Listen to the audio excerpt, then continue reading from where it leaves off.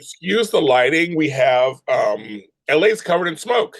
Hi, welcome to When Calls the Heart, episode 1 of season 12, at 10 to 12 here on JLJ Media.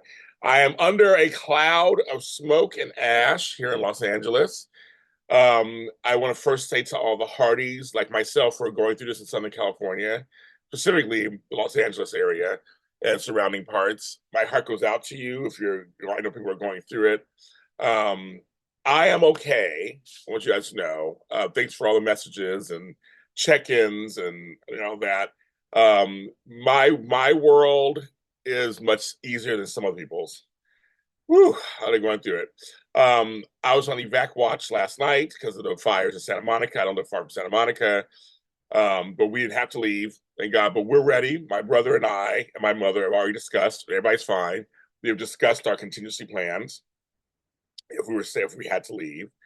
And and basically it's just I'm staying indoors. The outside is just it's covered in, and it's making a weird lighting issue for me, and also internet issue. We had no power a few nights ago, but we got it back. It's just been scary times down here. Very scary fires. We're sparking up everywhere. They go fast, and I've been in a house fire myself and have lost everything, so I know what it feels like. So my heart goes out to those who have lost stuff and are losing. I have friends who've lost homes and businesses already, just in 2 days. I just got back to LA. I've been gone. I've been in New York and the East Coast this whole time. I came back to this. Everybody's on edge. Nobody's safe. Everybody's on edge. I'm hoping today it's getting started. It's just the process of getting better. I can't watch the news 24/7. It's too much. But I'm getting my updates as I can. But thank you so much for your looking out for me. My former co-host, still good friend, your Hardy, Miss Serafini, did have to evacuate last night. She is somewhere safe. She is okay. I talked to her today. She's okay. So you guys saw that she posted that. People were asking me. She is fine. But they did have to evacuate her area in Hollywood. And just crazy talk. But she is okay. So that's everything for that. I just want to get that out in the open first. So that also adds to why this episode's out on a weird day, a Thursday.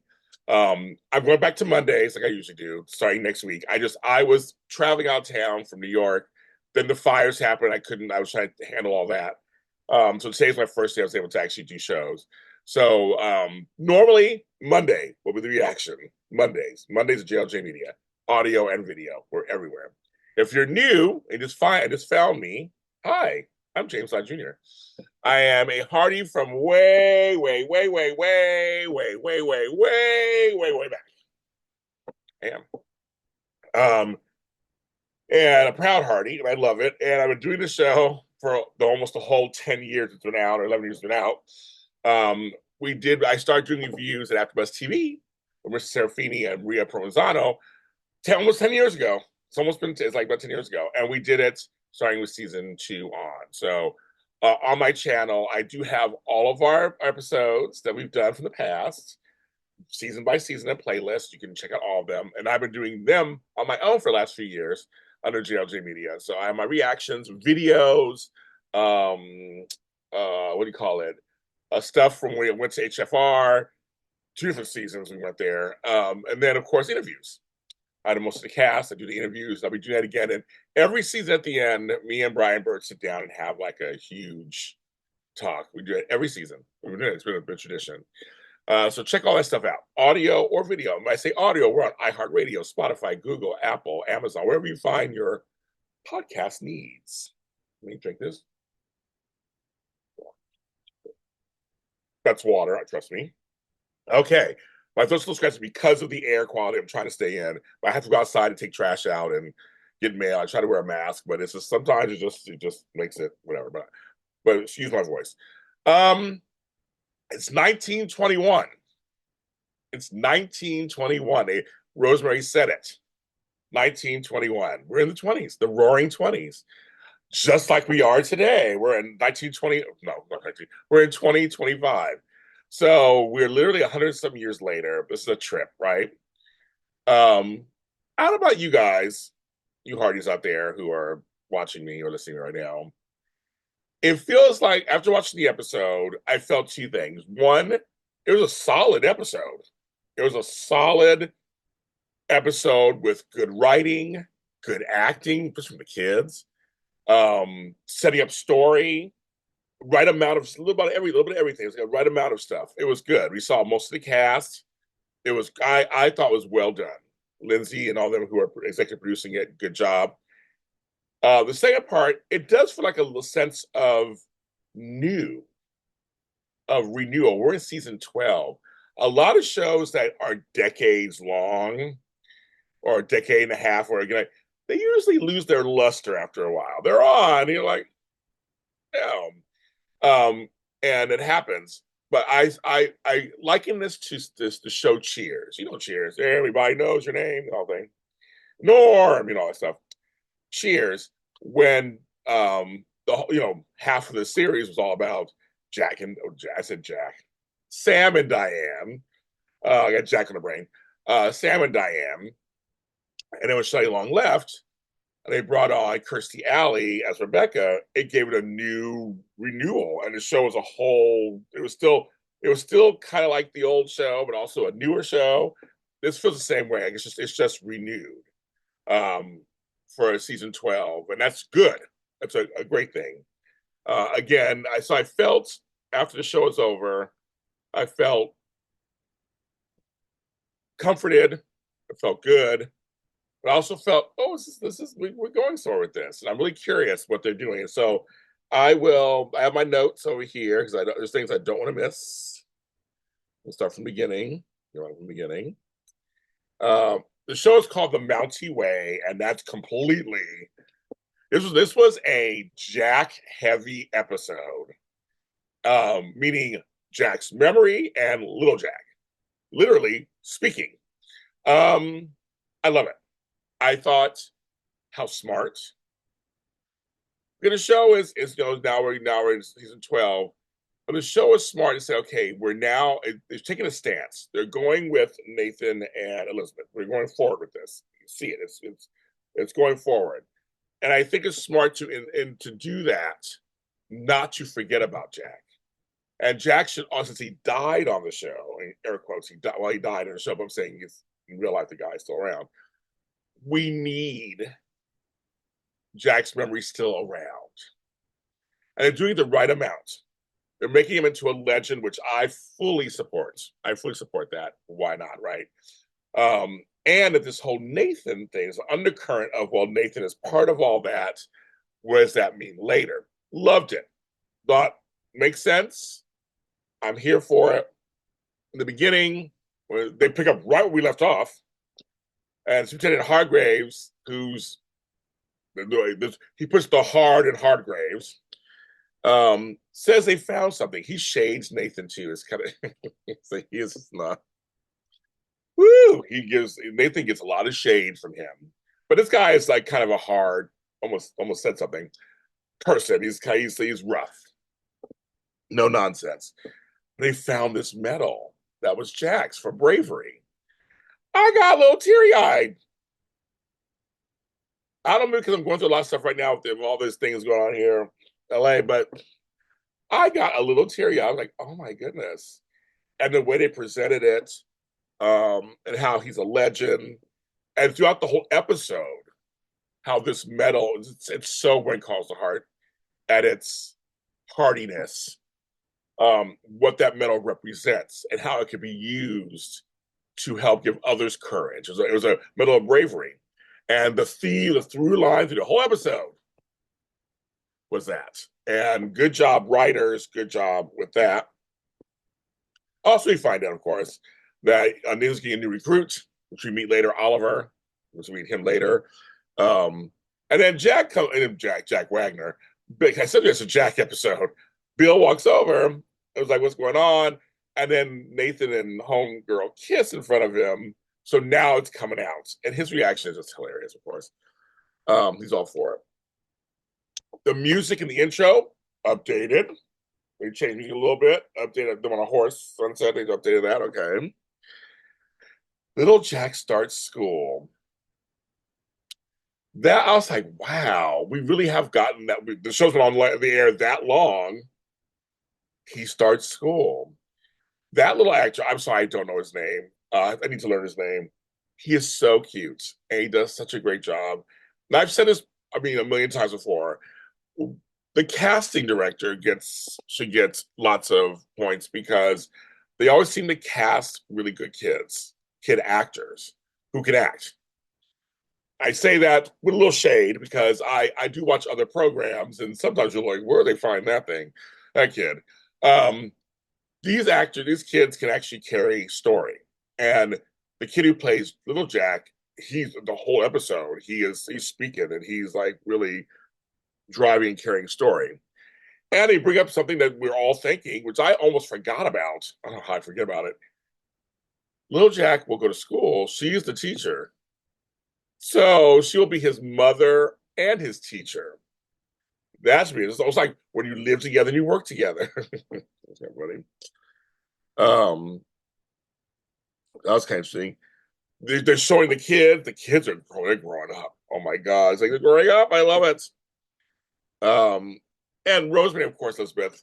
They always have to have their walk and talks, always. Goldie is so cute, all that hair. She's like really growing up before our eyes. But they always have their walk and talks. And of course, Rosemary does the gossip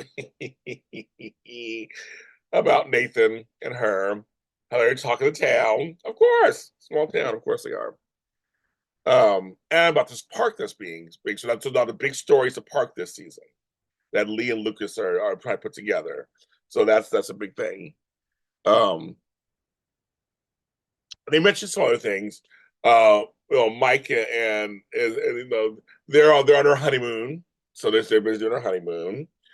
Faye still has little Lily, so that's really nice. Angela graduates this year, and later there's a scene that I thought was every parent's kind of like, oh no, she wants to go to college for the blind, actually, in Hamilton. Hamilton's still always mentioned, right? And Minnie's just like, oh, it's like that's total a parent thing, right? It's totally a parent thing. As I'm recording this, my younger daughter turns 36 on Saturday. Yes, I know. I have a 36-year-old daughter. It's not fair. I'm only 38. No. But I remember taking when she got accepted to college, and her mother and I took her over. We took her to St. John's in New York and got her ready in her room and Boston. I mean, I remember being so sad leaving her there across the country. But but like the Canfields, they raised Angela to be self-sufficient and strong and brave, right? Brave again, right? But the parent was like, I don't want them that far away. I don't want them to leave. I could see Minnie and Joseph kind of like they give each other a look, and it's like that's totally a parent thing. I totally get it. Little Jack decides to take the medal and put it near his dad's picture. They have a little table. I'd love to have that. I love that. We're not trying to forget him. We're not trying to replace him. He's there. It is fine. So the big storyline of the episode is that Lucas really needs Lee, who is the mayor. Lucas is still the governor. He needs his good graces to kind of smooth over this whole thing about getting this national park. Lucas is taking a hit from his stuff with Jeanette, but from the previous season, which Rosemary probably brought in his face later. But they need Lee to come to Capital City and be gone for between a week and a month. Woo. So a whole thing comes up about work versus family life, right? That's a time, and then again, what One Calls the Heart does, these timely issues,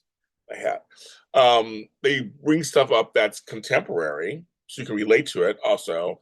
But it's always been something that's been around forever. It's like, well, they've never really been apart that long, and what does this mean? And she has the Valley Voice to run, and Goldie's growing up, and Lee wants to do it, obviously. Rosemary's like, and I love my girl Pascal, the way she looked, to the look she gives to them, and even Henry loves it. He's just like laughing in the corner. But Lucas really wants Lee to be with him. They introduced comic books. The older kids, Cooper and them are into the comic books. I'm like, okay, it's something about Captain Billy or whatever. I looked it up; it's not for real. I looked it up, but it's funny because some of the girls are like, but books are where it's at. And these things have pictures more than words. Like that's very funny to have that debate. Comic books versus and the adults, like the adults, like it's for kids. Like kids are buying this. It's very interesting take, right? It's like you think like, oh, that's probably how they felt when they first started. We're this 1921. We're now going to get into that. So I always think every season you can tell the town's getting bigger and bigger as they walk through it. But always interesting. Like, what are they going to introduce? And they're with the phone and the car, and I love it. So comic books. So now first thing at school is about to happen, and Allie and Elizabeth had to have their little talk, which is very sweet.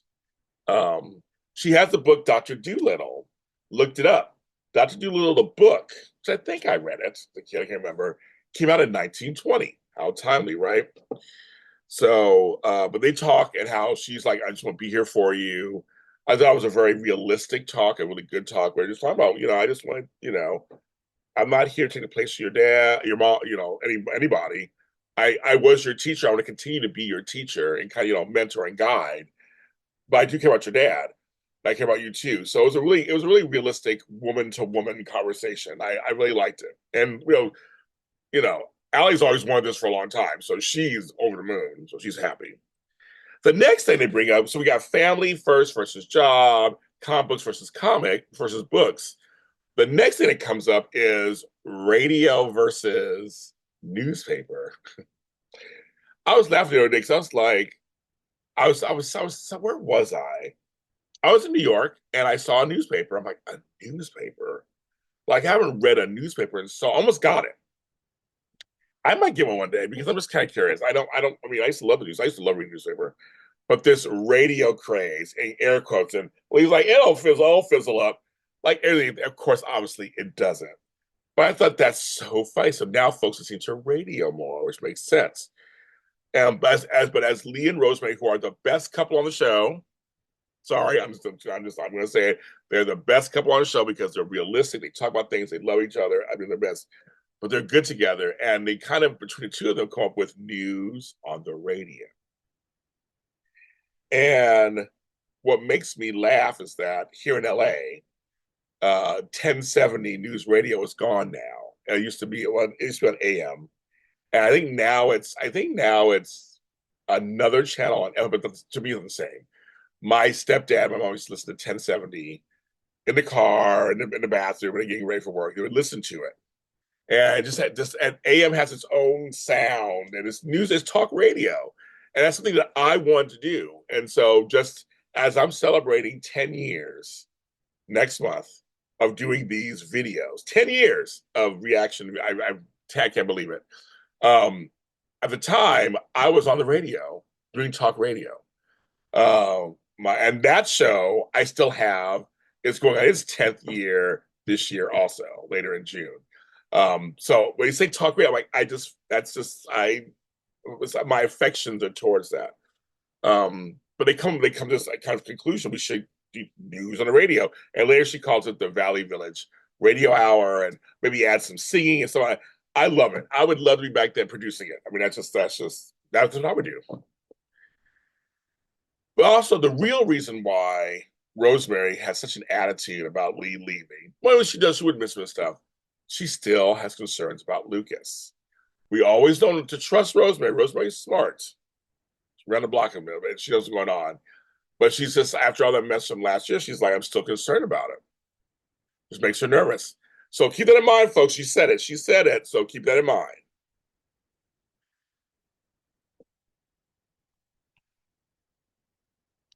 So throughout the episode, Nathan is having these just wrestle with himself moments. And he's with one where he talks to Rosemary later, which was very interesting having Rosemary and Nathan talk. That was very interesting. But him and Elizabeth, and his big concern, which is a great storyline for the future, obviously, when he gets old enough, Jack wants to know what happened to his dad, and they just have to explain.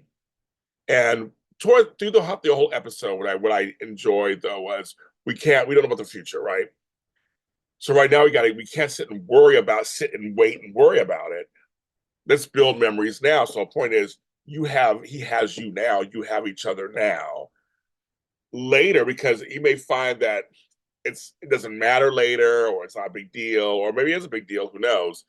But let's build that relationship together now, because he can have Jack's memory and have Nathan in real life. I've had step parents, stepfathers I'm close to, stepfathers I'm close to, so I understand that situation. But they keep it out there for a future storyline. Like the show goes to season 20 or 21, like that. Who knows? They can have that whole. That's a great storyline to go through right there. So they can do that. New cadet Oliver Garrett comes in, and him and God, Allie have a couple little run-ins, cute run-ins. I'm already predicting romance. She's of that age now, and he's on. I think it's going to happen. But he's very gung ho, ready to do this. Again, he's heard of Jack. He's heard of Bill. Bill, and that scene with Bill was hilarious at the restaurant. He's eating that meatloaf. He's like, "Yeah, I read your book." And he's like, I thought they stopped printing that. I thought it was out of print or whatever. And Nathan's like, "Yeah, I just kind of skimmed through it. I didn't really read it." That was cute. But forensics, and Oliver goes into the whole future of forensic science. All true, of course, right? We know it's all true. So very interesting, right? So that's gonna be a trip as they get into that. I'd love the lunchbox that Elizabeth gave to Jack. I want one. I love lunchboxes, and she pinned the medal on him, which got me teary eyed again. To wear for bravery for school. Then, of course, the fact that the part that really almost got me crying a little bit, I'm a big softie now, is when Lily is scared to go in because she has the younger kids. She's talking to Aunt Faith, and Elizabeth tells Jack what's going on. Jack wants to help her. There's the cute little kids, and they literally acted out this scene. And he looks at his mom, then he looks at her and passes the medal on to her to wear all day. Oh my gosh. Let's just pull the heartstrings out of me and just throw them all around the room. I was like, I could sit here and just start sobbing at how cute and precious that was and what a great lesson that is. I said, the little kids, they acted it out.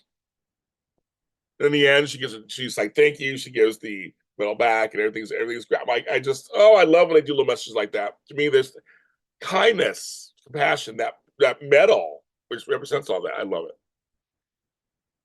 We got cute little Scout, the dog, running around, of course, meets Oliver. Oliver, we learn at some point, he's from Jameson. He actually has his father passed.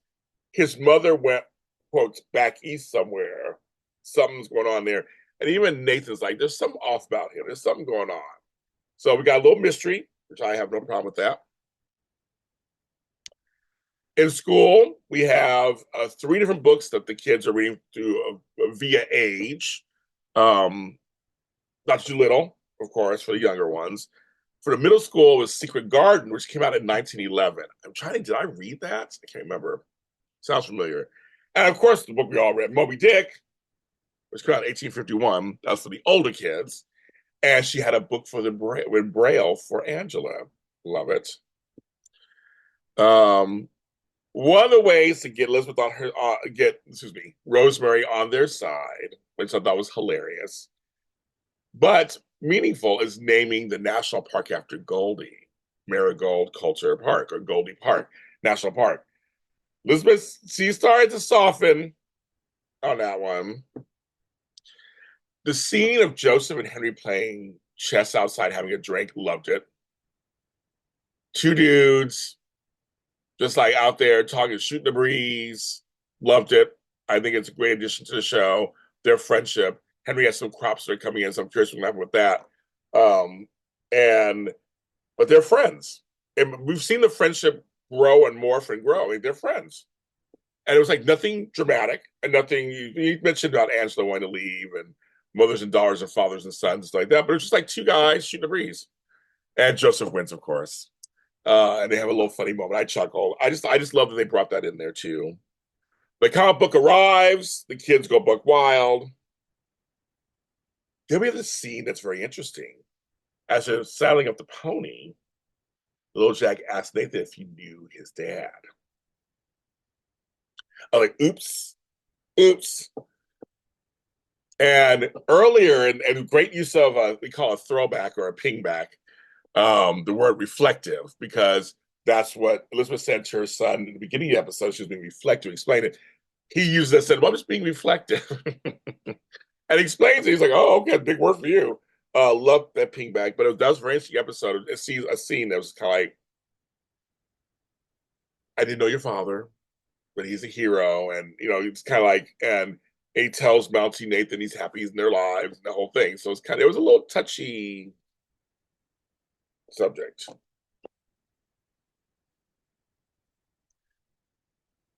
Let's see. On the train. Oh my God, a funny part. On the train. Lee and Lucas on a train. They go back and forth. Edwin returns. I did not know he was coming back. That character, he's really good. He's so slimy.